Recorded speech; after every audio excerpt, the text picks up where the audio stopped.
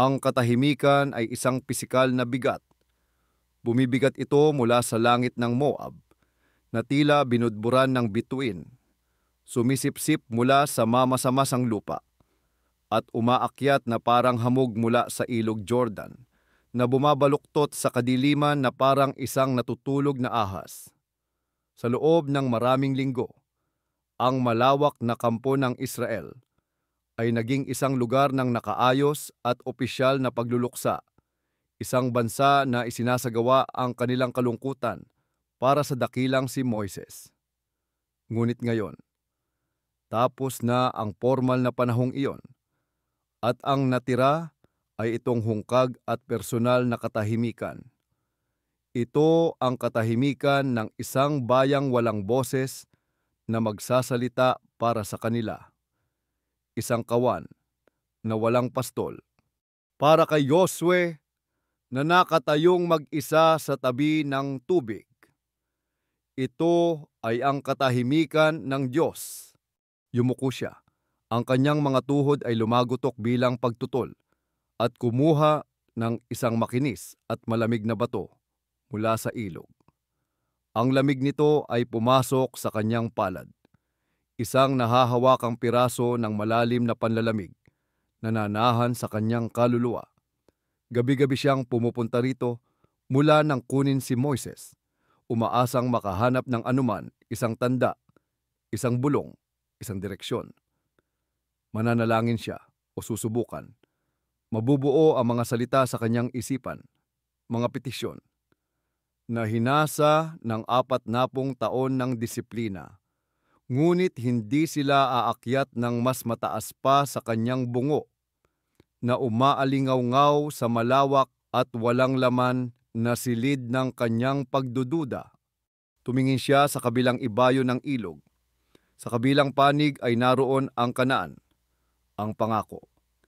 Sa loob ng 4 na dekada, ito ay isang banal na salita, isang destinasyon na nagbigay kahulugan sa bawat araw na pinuno ng buhangin, sa bawat mapait na uhaw, sa bawat kamatayan sa ilang.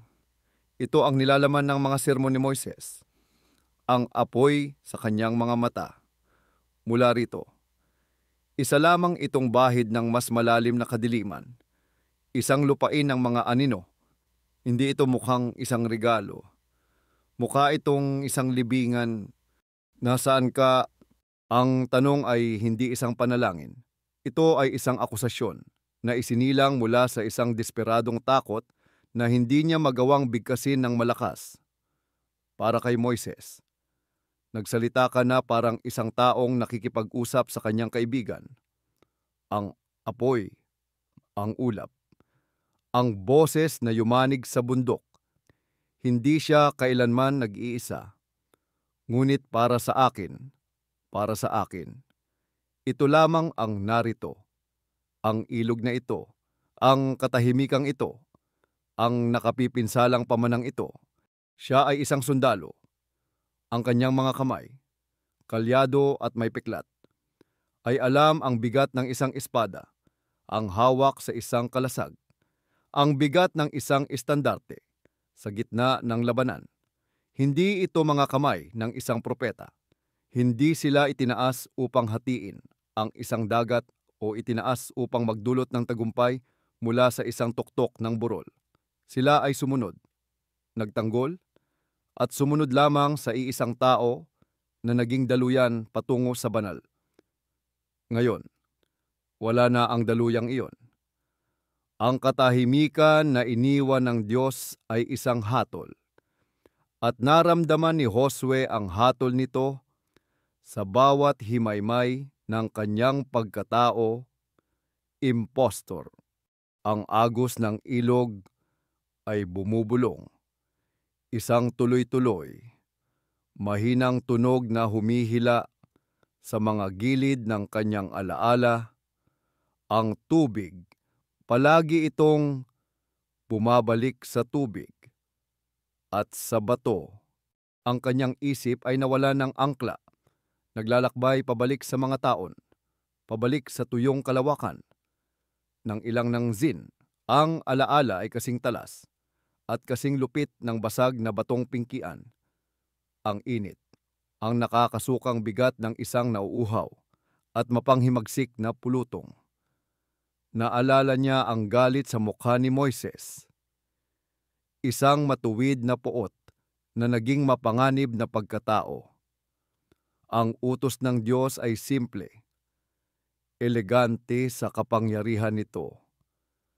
Magsalita ka sa bato. Nakatayo si Josue malapit sa kanya.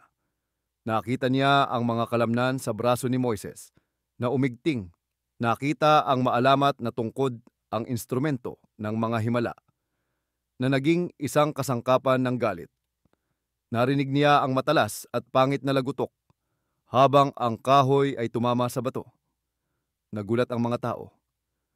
At pagkatapos, isang pangalawang hampas. Mas malakas ngayon. Isang hampas ng purong pagkabigo. Bumulwak ang tubig. Isang imposibleng agos ng buhay. At nagsigawan ang mga tao. Sumugod pasulong. Ngunit hindi tumingin si Josue sa tubig. Tumingin siya sa mukha ng kanyang Panginoon. Nakita niya ang kislap ng tagumpay sa mga mata ni Moises na agad na napalitan ng isang anino ng malalim at nakakatakot na pagkaunawa. Sa sandaling iyon, bumagsak ang hatol ng Diyos, tahimik at ganap. Isang sandali ng kawalan ng pasensya, isang gawa ng di perpektong pagsunod, at ang pinakadakila sa lahat ng mga propeta, ang taong nakakita sa makapangyarihan sa lahat ng harapan, ay pinagbawalan mula sa pangako. Maaari niya itong tingnan mula sa tuktok ng isang bundok, ngunit hindi siya kailanman makakapasok. Humigpit ang hawak ni Josue sa bato ng ilog hanggang sa pumuti ang kanyang mga buko. Iyon ang takot na bumabagabag sa kanyang mga gising na oras at humahabol sa kanyang mga panaginip. Ang batas ng Diyos ay hindi isang banayad na gabay. Ito ay isang talim ng labaha. Walang puwang para sa pagkakamali ng tao. Walang allowance para sa mga kahinaan ng isang pagod na espiritu o isang mainiting ulo. Kung ang isang higante, tulad ni Moises, ay maaaring mapabagsak ng isang maling hakbang, anong pag-asa ang mayroon para sa kanya? Isang hamak na sundalo na nabubuhay sa anino ng pagbagsak ng higanting iyon. Ang misyon na ito ay hindi isang karangalan. Ito ay isang sentensya. Naghihintay na siya ay mabigo. Ang kanyang tolda ay isang maliit na bulsa ng inaakalang kapayapaan sa puso ng malawak na kampo, ngunit hindi ito nag-aalok ng kanlungan. Si Elisheba, ang kanyang asawa, ay kumikilos ng may tahimik na kahusayan na dati niyang nakitang nakapagpapakalma. Ngayon, lalo lamang nitong pinalalakas ang ingay sa kanyang ulo. Naglagay siya ng isang mangkok ng nilagang lentil at isang piraso ng tinapay na walang pampaalsa sa harap niya. Ang kanyang mga kilos ay sinusukat. Ang kanyang mga mata ay puno ng pag-aalala na mas alam niyang hindi dapat bigkasin. Dapat kang kumain. Mahinang sabi niya. Iyon din ang sinasabi niya gabi-gabi. Kinuha niya ang tinapay. Ang tekstura nito ay parang alikabok sa kanyang bibig. Kumagat siya, nginuya, at nilunok. Ang simpleng kilos ay nangangailangan ng sadyang pagsisikap. Si Elisheba ay umupo sa tapat niya. Ang sarili niyang pagkain ay hindi ginalaw. Nararamdaman niyang pinapanood siya nito. Pinag-aaralan ang mga bago at matitigas na linya sa paligid ng kanyang bibig. Ang malalim na guhit ng kapag-uran sa ilalim ng kanyang mga mata. Nais niyang sirain ang pader na itinayo niya sa paligid ng kanyang sarili. Ngunit hindi niya alam kung paano, at siya, sa kanyang bilangguan ng takot, ay nakalimutan na kung paano buksan ang tarangkahan. Ang mga komander ay nababalisa. Sabi niya, ang kanyang boses ay banayad. Kailangan ng mga tao ng direksyon. Sila ay nagbubulungan. Nagtiim ang panga ni Josue. Hayaan silang magbulungan. Nagbubulungan sila na hindi ikaw si Moises. Sabi niya, ang mga salita ay bumagsak sa espasyo sa pagitan nila na may mabigat na kalabog. Tumingin siya sa kanya noon at sa isang sandali, ang maskara ng matatag na sundalo ay nabasag.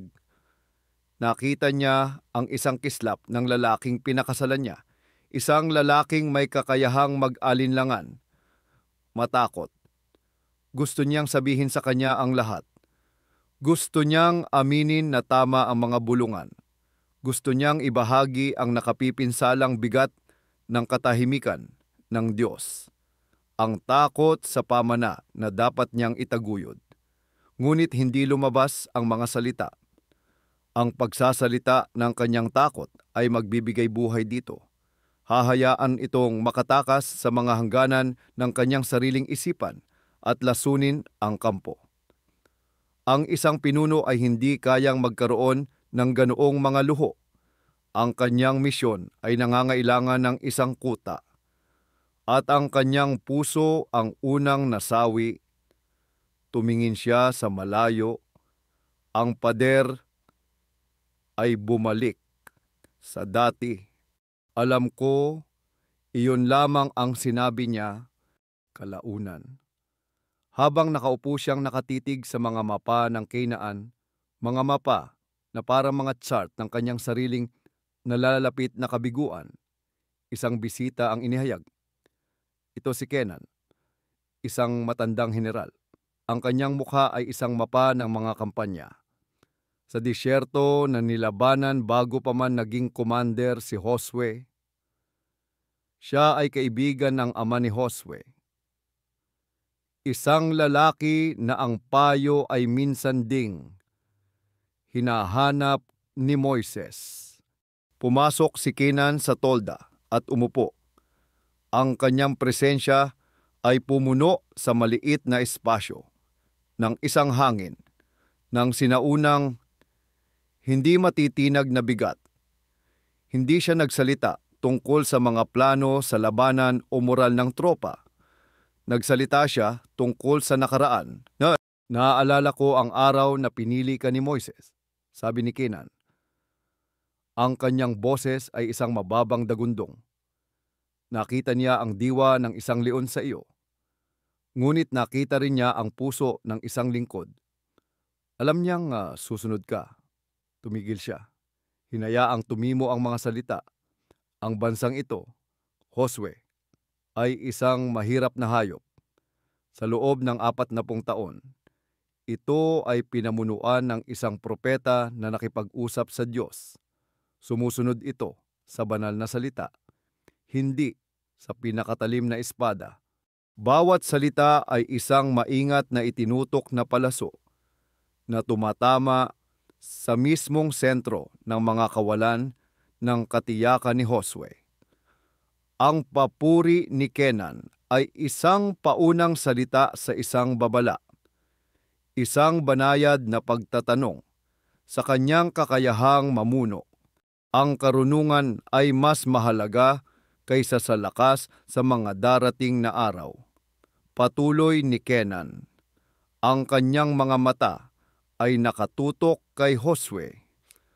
Kailangang malaman ng mga tao na ang Diyos ay kasama mo, tulad ng siya ay kasama ni Moises. Sinalubong ni Josue ang tingin ng matanda. Ang kanyang mukha ay isang walang emosyon na maskara. Sa loob, naramdaman niya ang isang mapait at nagtatanggol na galit na tumataas. Sa tingin mo ba, hindi ko alam iyon? Sa tingin mo ba hindi ako nananalangin para sa isang tanda? Para sa haliging apoy na gumabay sa iyo.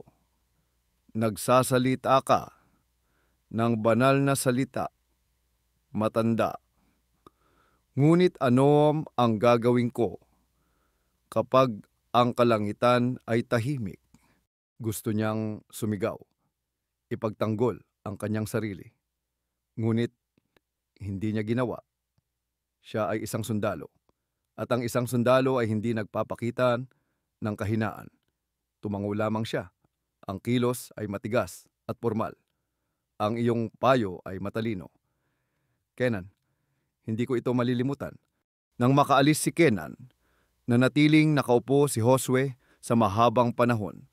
Ang katahimikan ng tolda ay mas nakapipinsala ngayon kaysa dati. Tama si Kenan. Kailangan ng mga tao ng isang propeta at ang tanging ipinadala ng Diyos sa kanila ay isang pagod na sundalo na pinagmumultuhan ng multo ng isang higante na nakatayo sa bingit ng isang madugong pangako, nakikinig sa mga bulong ng kanyang sariling kakulangan. Siya ay isang impostor at malapit na malalaman ito ng buong bansa at ng Diyos mismo. Ang tulog ay hindi dumating bilang isang aliw kay Josue, kundi bilang isang maninila. Pinuntirya siya nito sa nakakasukang katahimikan ng kanyang tolda. Naghihintay na mabigo ang kanyang pagbabantay. Nakahiga siya sa kanyang higaan. Ang mga tunog ng kampo, isang malayong ubo. Ang malungkot na sigaw ng isang bantay ay halos hindi tumatagos sa malalim na pag-iisa na bumabalot sa kanya. Ilang oras siyang nakatitig sa kadiliman, nakikipagbuno sa mga multo ng mga salita ni Kenan at sa mga nag-aalalang mata ni Elisheba. Hanggang sa wakas ay hinila siya ng pagod. Ito ay hindi isang pagbaba sa pamamahinga, kundi isang pagkahulog sa kailaliman ng alaala. Natagpuan niya ang kanyang sarili sa isang lugar ng nakakasukang kasaganaan. Ang tanawin sa panaginip ay hindi ang tigang na ilang kundi ang lambak ng Eskol sa Kanaan. 40 taon na ang nakalilipas. Siya ay mas bata. Ang kanyang mga braso ay malakas. Ang kanyang espiritu ay hindi nasira. Siya at si Caleb ay naglalakad sa tabi ng 10 iba pang espiya. Ang kanilang mga balikat ay nananakit sa bigat ng isang kumpol ng uubas na napakalaki kaya't kailangang dalhin sa isang poste sa pagitan ng 2 lalaki. Ang hangin ay makapal sa amoy ng mga igos at granada. Isang matamis at nakakaumay na pabango ng isang lupain na hindi sa kanila. Ngunit ang panaginip ay ginawang bangungot ang alaala. Ang mga baging ay lumago ng makapal at baluktot. Humahawak sa kanilang mga bukong-bukong na parang mga kamay na sumasakal. Ang mga anino sa pagitan ng mga puno ay hindi walang laman. Mayroon silang mga hugis, hindi natural na matataas, na nagmamasid na may mga hindi nakikitang mata. Pagkatapos, ay nakatayo siya sa harap ng mga nagtitipong tribo. Ang bunga ng lupain ay nakalatag sa kanilang mga paanan. Narinig niya ang sarili niyang boses, bata at puno ng apoy, na nagsasalita tungkol sa pananampalataya, sa pangako ng Diyos. Ngunit ang mga salita ay nalunod sa pagtaas ng takot. Ang mga boses ng 10 iba pa ay naghahabi ng isang tapiserya ng teror. Sila ay mga higante. Ang mga anak ni anak, isang boses ang humagulgol, nabaluktot at umaalingaw-ngaw sa panaginip. Kami ay parang mga balang sa aming sariling paningin. At ganoon din kami sa kanilang paningin, sigaw ng isa pa. Ang mga salita ay naging isang pisikal na puwersa na pumipiga kay Josue. Nakita niya ang mga mukha ng mga tao na napilipit. Ang pag-asa ay natutunaw sa sindak.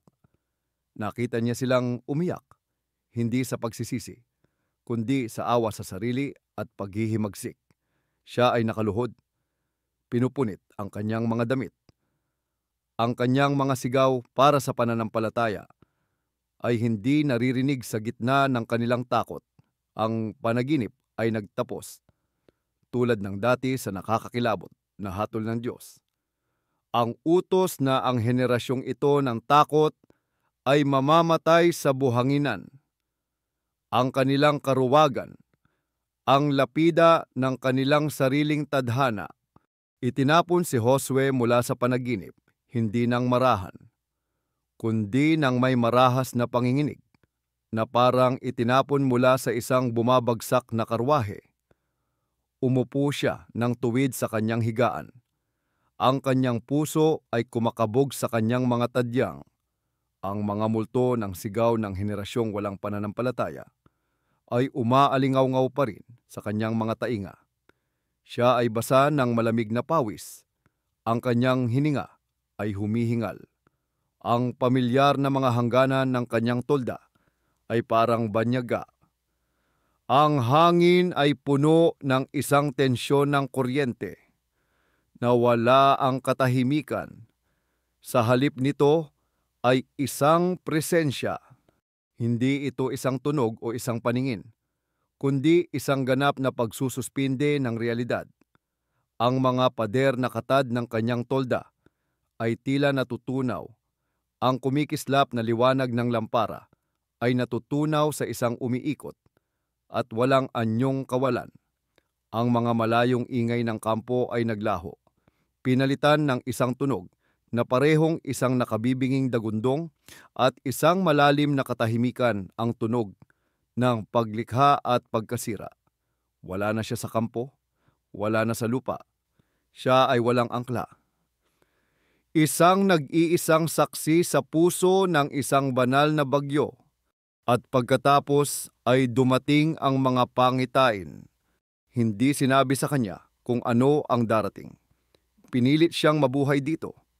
Naramdaman niya ang pagyanig ng lupa habang ang mga pader ng Jericho na napakakapal ay gumuhoho hindi sa alikabok, kundi sa isang talon ng madugong mga guho. Nakatayo siya sa mga lansangan ng Ai. Ang amoy ng usok at kamatayan ay makapal sa kanyang lalamunan. Ang katahimikan pagkatapos ng patayan ay mas nakakatakot kaysa sa anumang sigaw sa labanan. Nakita niya ang araw na tumigil sa langit sa ibabaw ng Gibeon, isang nagyeyelong, walang awang mata sa kalangitan, na nagbibigay sa kanya ng mas maraming oras, hindi para sa kaluwalhatian, kundi para sa pagpatay. Ang mga pangitain ay hinubaran ng lahat ng kabayanihan. Wala siyang nakitang matuwid na tagumpay. Tanging ang malupit na mekanika ng pananakop. Nakita niya ang mga mukha ng mga sundalong Kananeo. Ang kanilang mga ekspresyon ng pagsuway ay nagiging takot. Narinig niya ang mga sigaw ng mga babae at mga bata mula sa likod ng mga pader ng lungsod. Isang tunog na hindi kailanman itatala ng mga talaan ng tagumpay.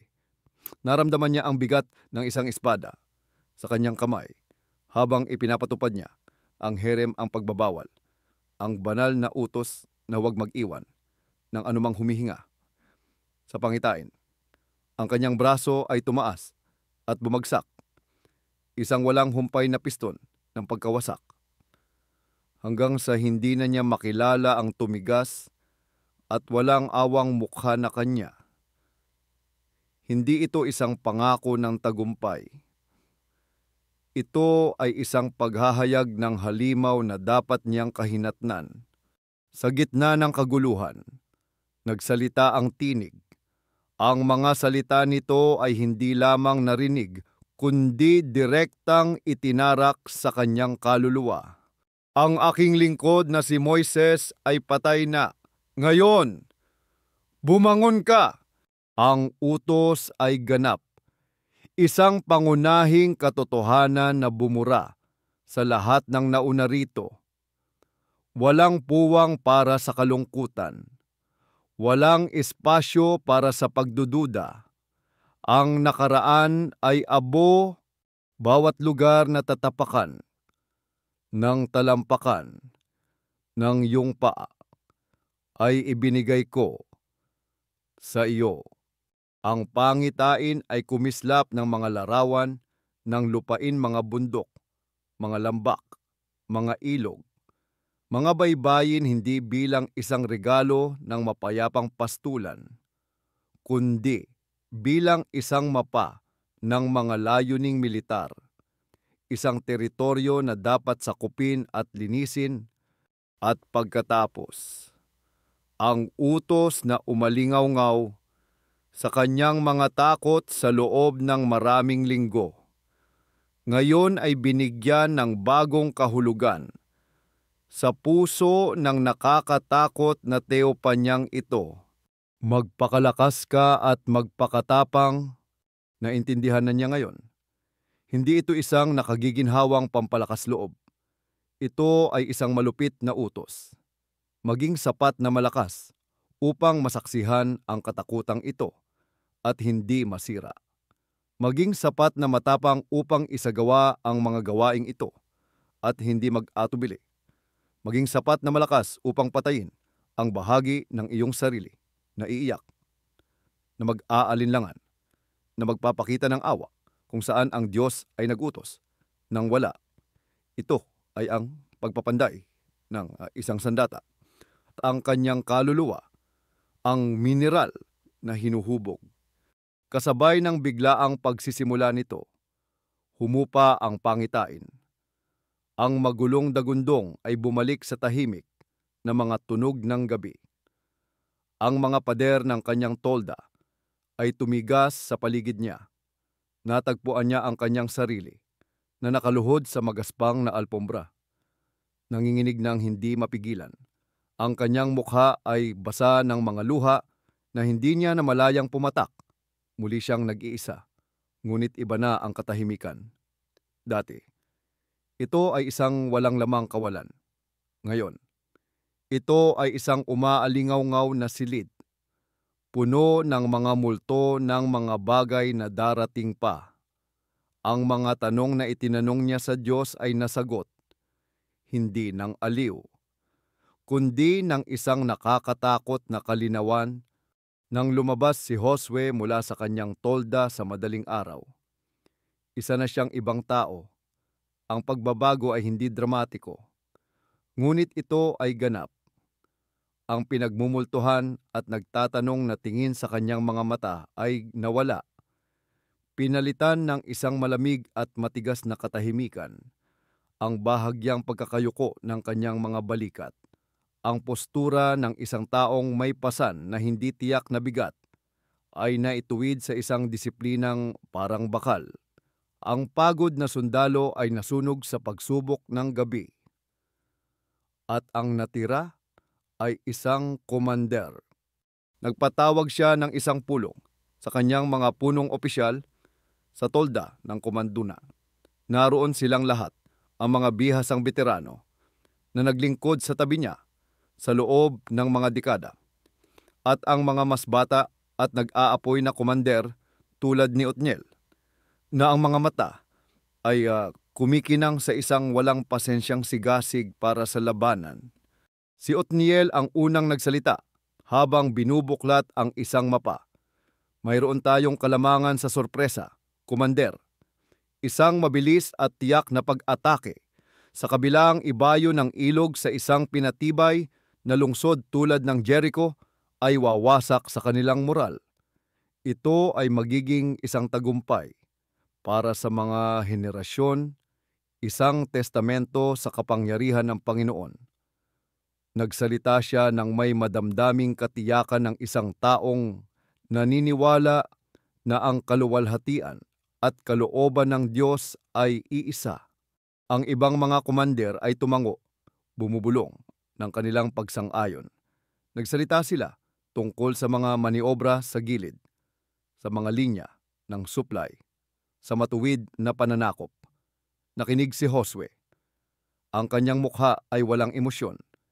Hinahayaang punuin ang usapan tungkol sa kaluwalhatian ang tolda. Naalala niya ang apoy na iyon, ang simpleng, malinis na paniniwala sa kabutihan ng kanilang layunin. Naramdaman niya rin ito noon. Ngayon, parang isa itong mapanganib na luho. Naghihintay siyang matapos sila. Isang matiyagang maninila na naghihintay ng tamang sandali. Pagkatapos, nagsalita siya. Ang kanyang boses ay hindi malakas. Ngunit tumagos ito sa kanilang sabik na usapan na parang isang piraso ng yelo. Walang usapan tungkol sa kaluwalhatian. Sabi niya, ang mga kumander ay natahimik, natigilan. Lumakad siya patungo sa mesa. Inilagay ang kanyang mga kamay ng patag sa mapa. Ang kanyang tingin ay lumibot sa bawat isa sa kanila. Ang kaluwalhatian ay isang kahambugan para sa mga tao. Tayo ay mga instrumento ng hatol ng Panginoon. Wala nang iba pa. Ang ating tagumpay ay hindi susukatin sa mga awit na inaawit nila tungkol sa atin, kundi sa ating ganap at hindi natitinag na pagsunod sa batas. Tumingin siya ng direkta kay Othniel, na ang sabik na ekspresyon ay napalitan ng pagkalito. Nagsasalita ka tungkol sa pagwasak ng kanilang moral. Nagsasalita ako tungkol sa pagwasak ng kanilang pag-iral. Kapag sinakop natin ang isang lungsod, ang batas ng pagbabawal ay ipatutupad. Bawat lalaki, babae, at bata, bawat baka at tupa, lahat ng humihinga ay ilalaan sa Panginoon. Sinabi niya ang salitang ilalaan nang may nakakakilabot na katapusan. Hindi ito tunog ng isang gawaing pagsamba. Ito ay tunog ng isang utos ng pagpuksa. Walang magiging samsam, patuloy niya. Ang kanyang boses ay patag at matigas na parang hasaan. Walang sundalo ang kukuha para sa kanyang sarili. Kahit isang pilak na barya o isang piraso ng tela. Sinumang lalabag sa utos na ito ay hindi lamang isang magnanakaw.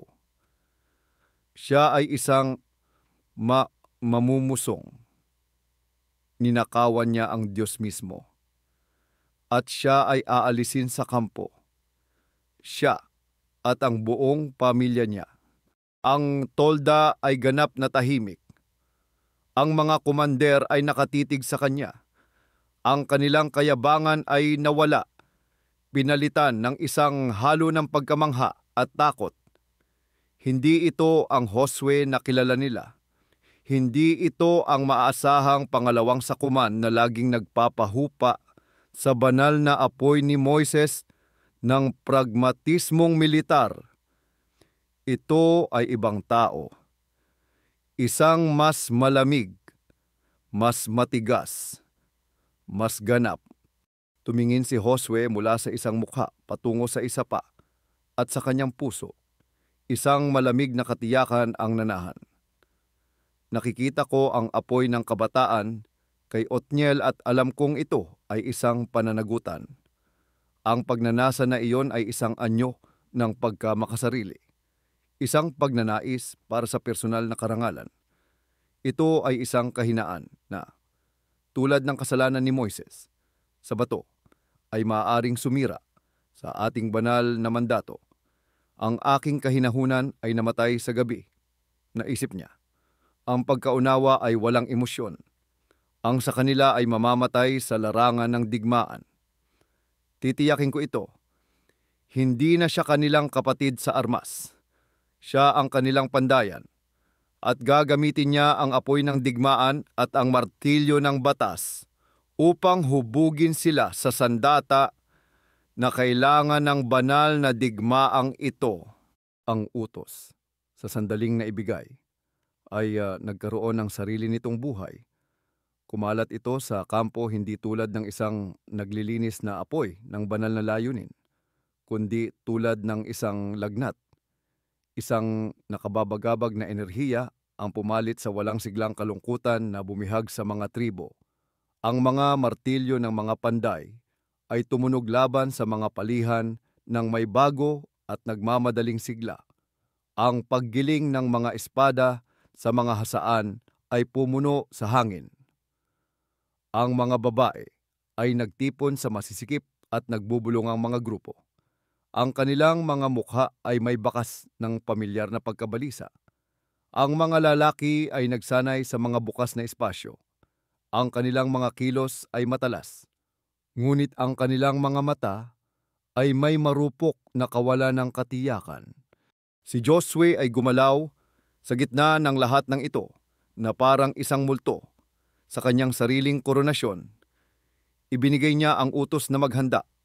Ngunit ang paghahanda ay isang pisikal na gawain. Ang tunay na labanan, alam niya, ay kailangan pang labanan dito sa pabago-bago at matatakuting puso ng kampo mismo. Naglakad siya sa maalikabok na mga daanan sa pagitan ng mga tolda. Ang kanyang presensya ay isang dahilan para sa katahimikan. Ang mga pag-uusap ay hihinto sa kalagitnaan ng pangungusap habang siya ay papalapit. Ang tawanan ay mamamatay sa lalamunan ng isang tao. Ang mga ulo ay lilingon at mararamdaman niya ang kanilang mga tingin sa kanyang likod. 1,000 tusok ng pagdududa, pagtatasa at takot. Narinig niya ang mga bulungan, ang mga piraso ng mga pangungusap na sumabit sa hangin. Hindi kapareho ng presensya ni Moises. Apantinsert 40 taon at para saan upang mamatay sa kamay ng mga higante na pinamumunuan ng isang taong hindi pa nakarinig sa tinig. Ang aking mga anak ay isinilang sa ilang na ito. Dapat ba silang mamatay sa isang lupaing hindi pa natin nakikita?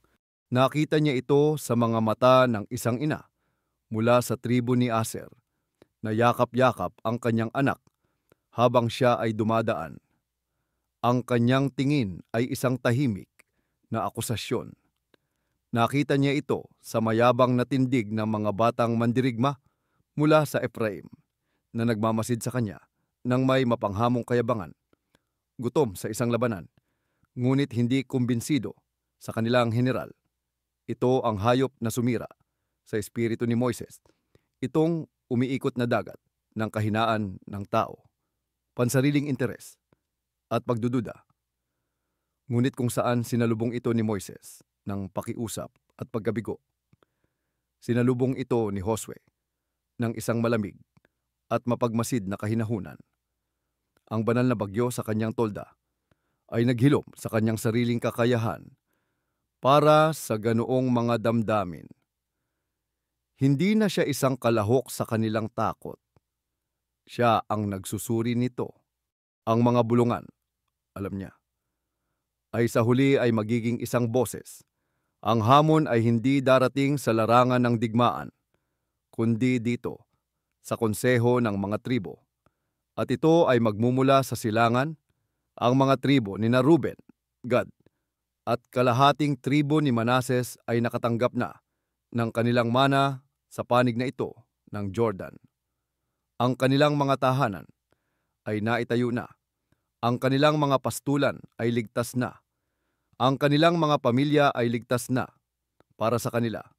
Ang digmaan para sa Kanaan ay hindi isang pakikibaka para sa kaligtasan, kundi isang bagay ng obligasyon sa kapatiran, isang obligasyon na ngayon ay kanilang tinitimbang laban sa buhay ng kanilang mga anak. Ang pagtawag ay dumating noong gabing iyon. Hiniling ng mga matatanda ang kanyang presensya sa patio sa harap ng tabernakulo. Hindi isang pagpupulong militar, kundi isang pagdinig pampulitika.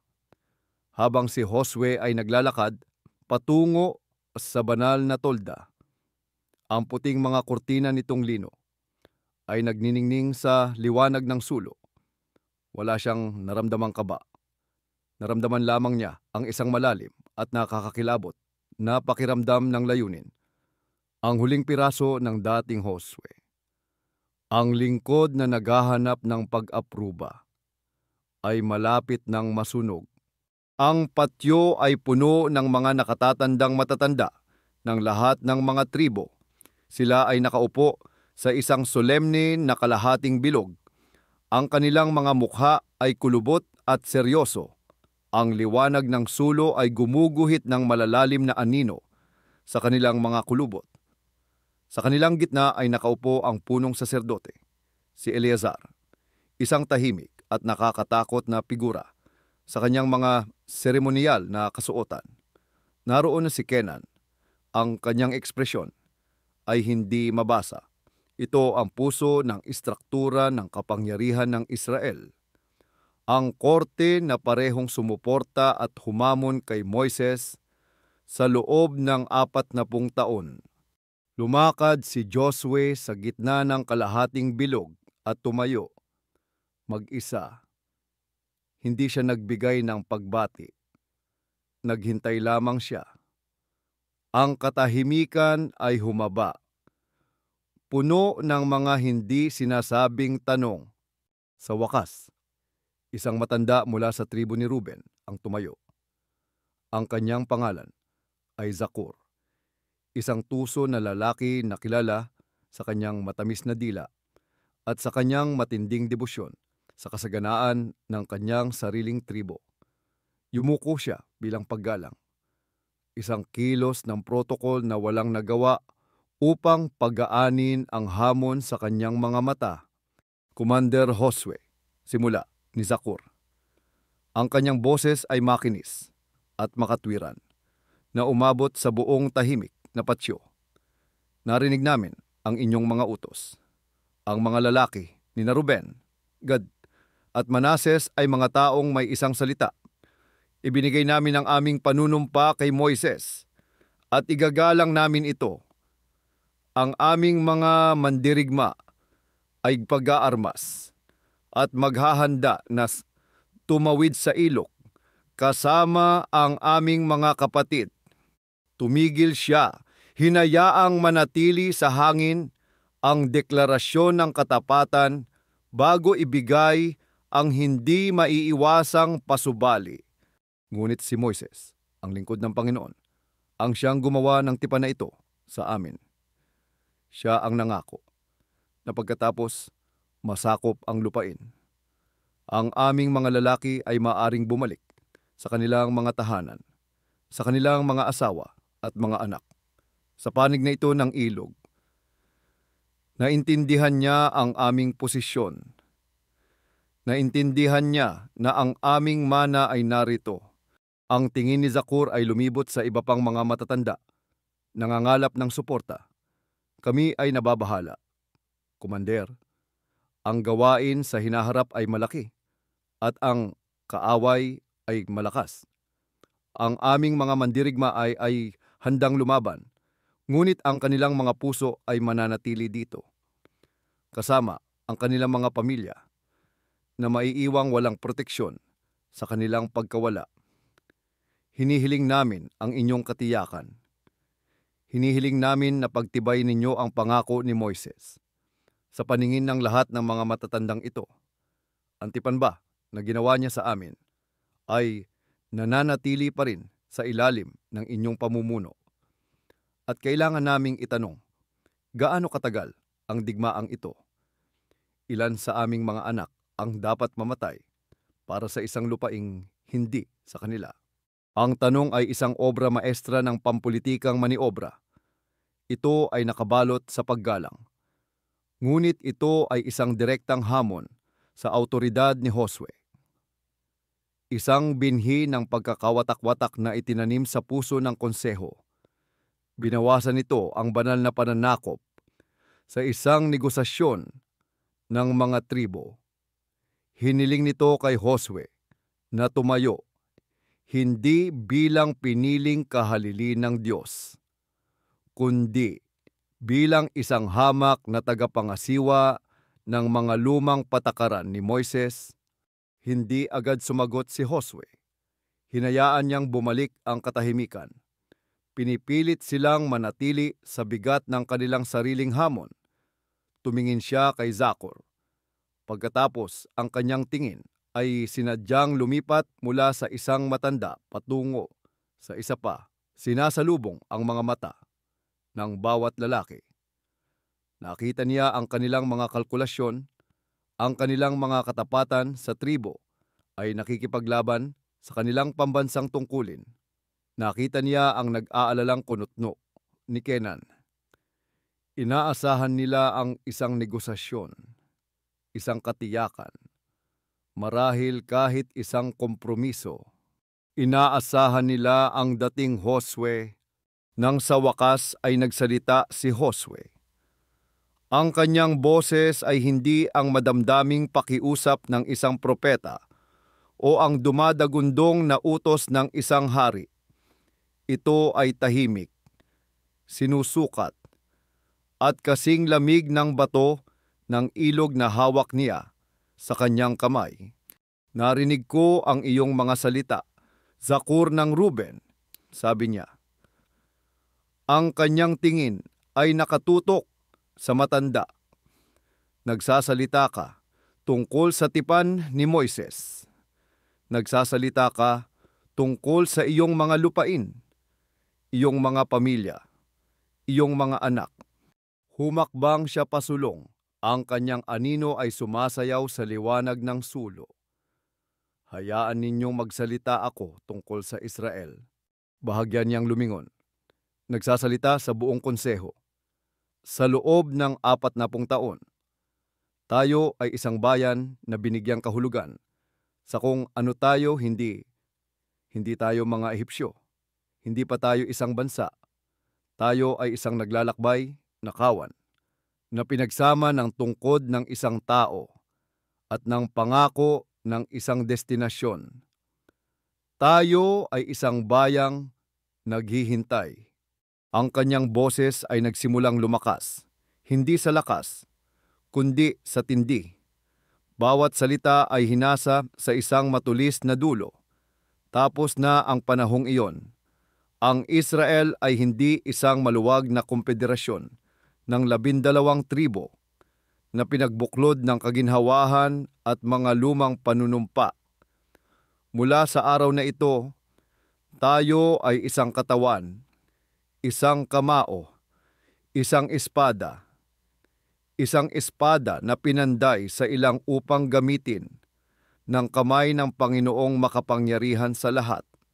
Humakbang siya ng isa pa. Ang kanyang presensya ay nangingibabaw sa espasyo.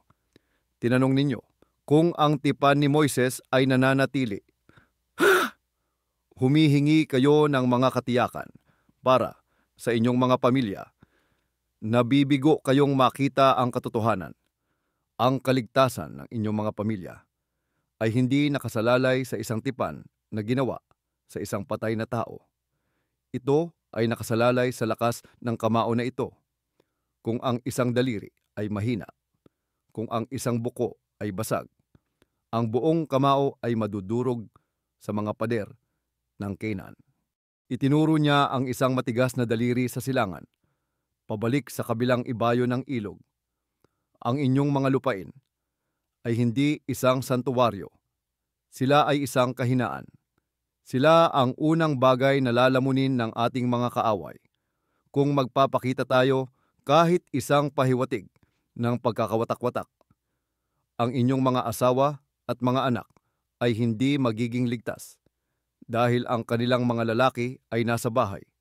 Sila ay magiging ligtas lamang kapag wala ng mga kaaway na natitira upang bantaan sila. Ang pagpipilian ay hindi sa pagitan ng inyong lupain at lupain ng inyong mga kapatid. Ang pagpipilian ay sa pagitan ng kaligtasan at pagkalipol. Ibinaba niya ang kanyang kamay. Ang kanyang mga mata ay nag-aalab sa isang nakakatakot na liwanag, ang refleksyon ng banal na bagyo na kanyang tiniis. Ito ay hindi aking digmaan upang pamunuan, ni sa inyo upang makipagnegosasyon. Ito ay digmaan ng Panginoon. Ibinigay niya ang lupain at ibinigay niya ang utos. Tayo ay walang iba kundi mga instrumento ng kanyang kalooban. Ang inyong mga anak ay hindi lalaban para sa isang lupaing hindi sa kanila. Sila ay lalaban para sa mismong pag-iral ng pangalan ng Israel. Isang malalim at natatakot na katahimikan ang bumalot sa konseho. Ang mga matatanda, mga taong sanay sa debate at pampulitikang maniobra ay lubos na nasupil. Dumating sila na inaasahang makikipag-usap sa isang general. Ngunit natagpuan nila ang kanilang sarili na nakaharap sa isang anyo ng isang hindi nagbabago at ganap na kalooban. Si Zakur ng Ruben. Ang tusong politiko ay nakatayong maputla at nanginginig. Ang kanyang hamon ay ganap na nawasak. Ang kanyang pananaw sa mundo ay gumuho. Si Zakur mismo ang bumasag sa katahimikan. Humakbang siya ng pasuray-suray at lumuhod sa harap ni Josue. Ang kanyang ulo ay nakayuko. Ang kanyang boses, nang siya ay nagsalita, ay hindi na makinis at mapagkalkula, kundi puno ng isang bago at natatakot na pananalig. Susunod kami, Kumander, sabi niya ng nabulunan. Kung paanong sumunod kami kay Moises, gayon din kami susunod sa iyo. Ang aming mga mandirigma ay iyong mga mandirigma. Ang aming mga buhay ay iyong mga buhay. Pagkatapos, itinaas ang kanyang ulo. Ang kanyang mga mata ay nanlalaki sa apoy ng kanyang pagbabagong loob. Lumingon siya sa ibang mga matatanda at sumigaw. Ang kanyang boses ay umalingaw-ngaw sa isang nakakatakot na sigasig. Isang desperadong pangangailangan upang patunayan ang kanyang katapatan. At hayaan itong maging batas sa atin. Hayaan itong maging ating sariling tipan na tinatakan dito ngayong gabi sa harap ng tabernakulo ng Panginoon sinumang tao sa atin, mula sa anumang tribo na maghimagsik laban sa iyong utos, na hindi makikinig sa iyong mga salita, sa lahat ng iyong iniuutos sa kanya. Siya ay papatayin. Ang mga salita ay inanatili sa hangin ng gabi. Isang sentensiyang ipinataw sa sarili. Hindi ito isang banta mula kay Josue.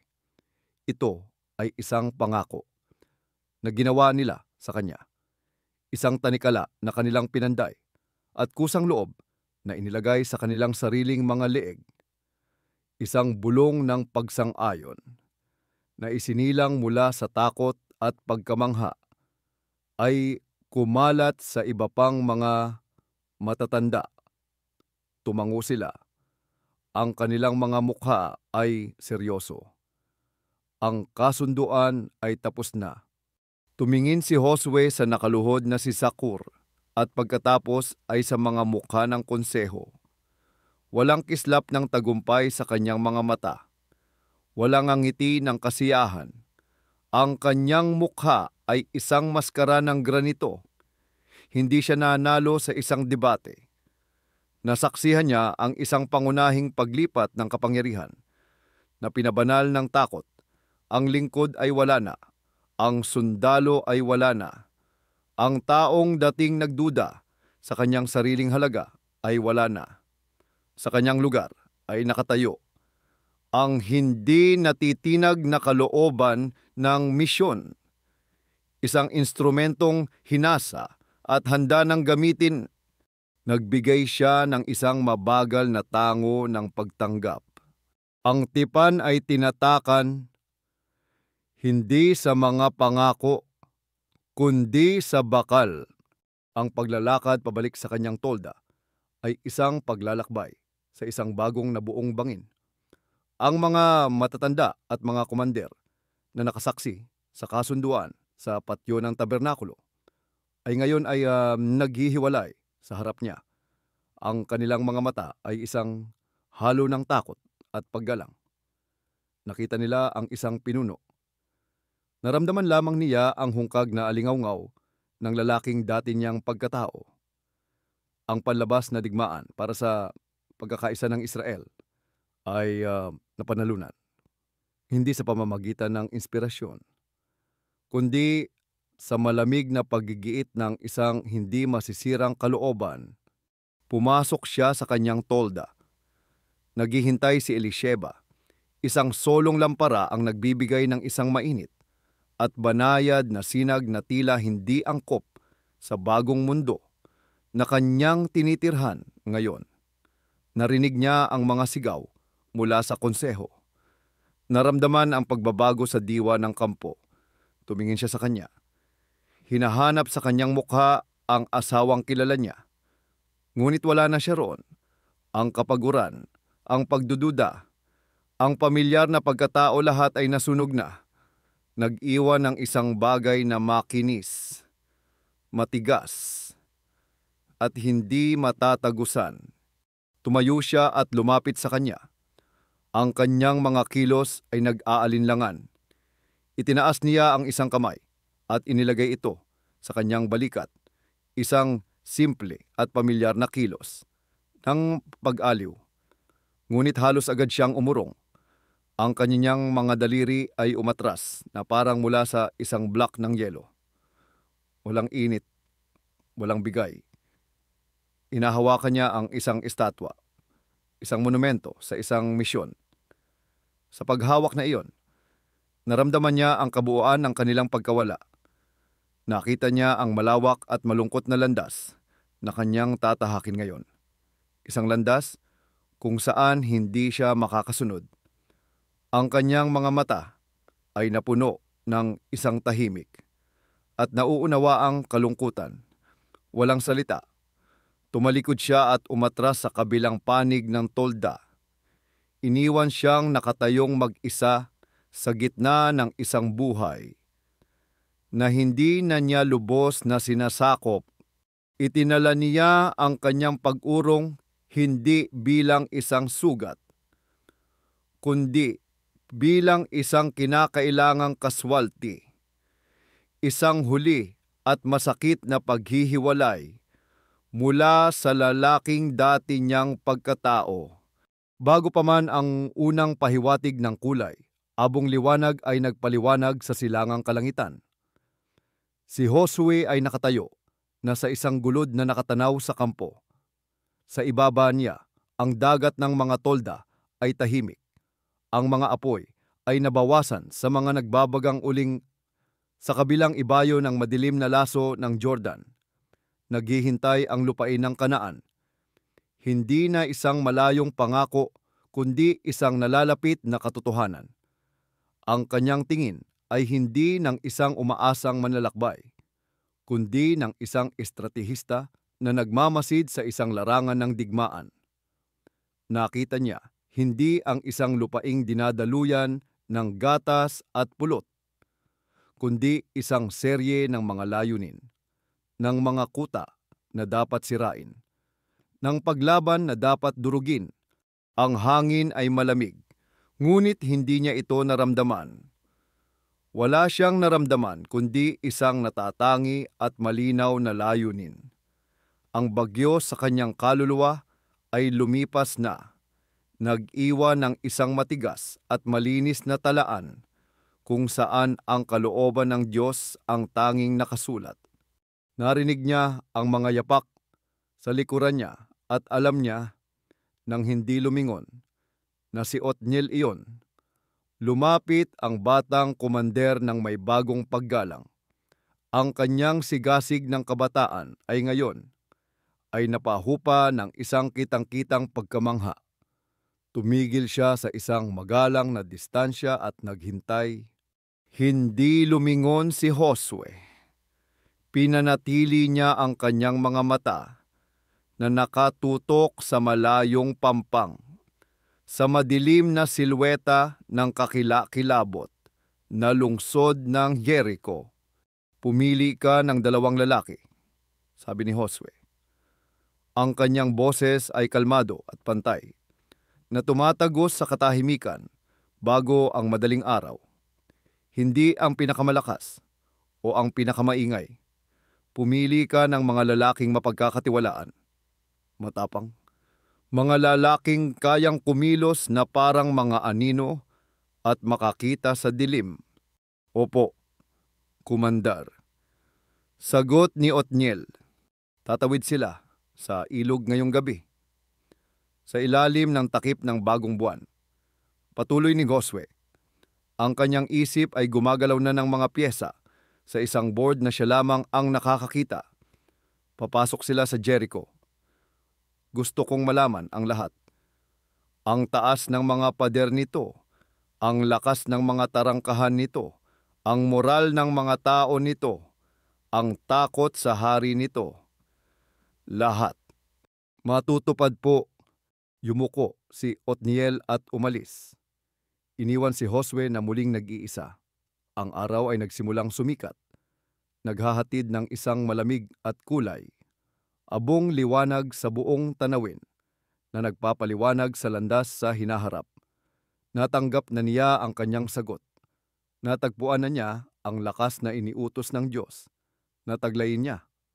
Naging leader na siya na kailangan ng Israel.